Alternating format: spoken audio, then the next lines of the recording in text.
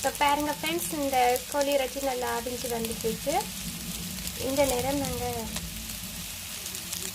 கொஞ்சமாக 1/4 teaspoon pepper powder சேர்த்துக்கொள்ளலாம்.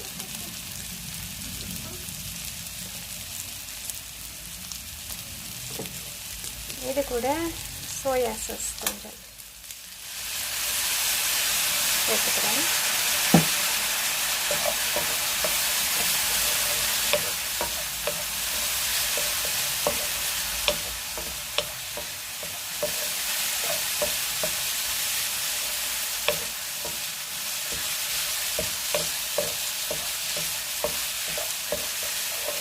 இது ஒரு நிமிஷம் இப்படியே இந்த நல்லிய சுடில் விட்டுட்டு இறக்கிடுவோம்.